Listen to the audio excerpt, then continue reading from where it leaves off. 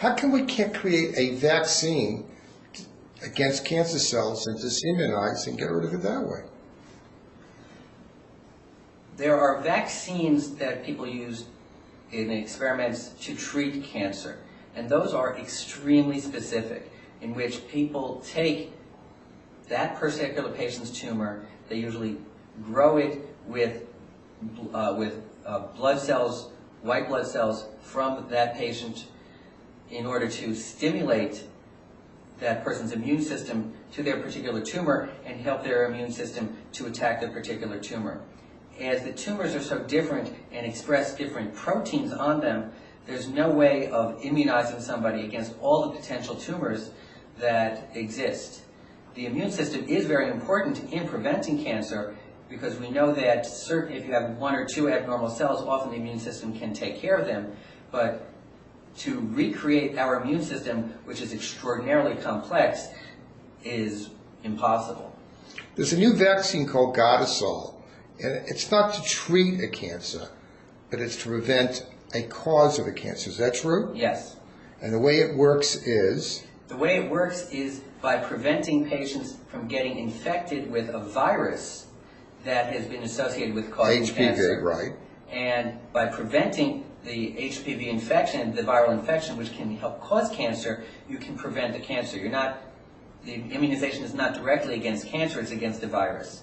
And preventing certain viral infections that are associated with cancers is one way of targeting and preventing cancers. Some doctors are not giving the vaccine because they don't think they really know if it's going to be true down the road. And that really isn't the case. Is that true? The preliminary data is very encouraging. But we don't have a 20 or 30 year experience. Correct. We don't have a 20, 30 experience. We don't have experience in millions of patients. The only way to find that out is to do what's being done, which is to take it and start using it clinically. And this is where post-approval studies are extremely important, because once the early studies show that it's promising, but one needs to continue to study drugs after their general release to ascertain that they remain safe and effective.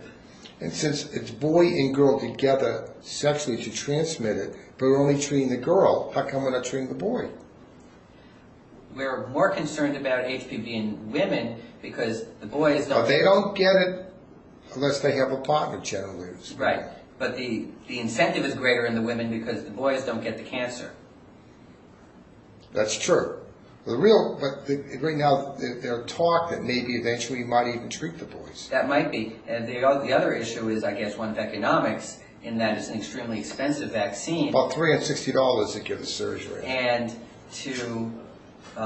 therefore, if we can, I think the idea to target the women who are more likely to get the cancer than the boys who are more likely to get either simply a mild or annoying sexually transmitted disease, but not less likely to get a malignancy. And a condom doesn't even protect you because skin-to-skin contact, it spreads, so you can get around the condom. So that's another reason why you should consider getting that vaccine. Is that true? I think that's reasonable, yes. And we don't really know it's going to work, but it appears it probably will work down the road. Right. That's another area of study that needs to be done. But if you did contract the virus, doesn't mean you're going to get the cancer. Absolutely not.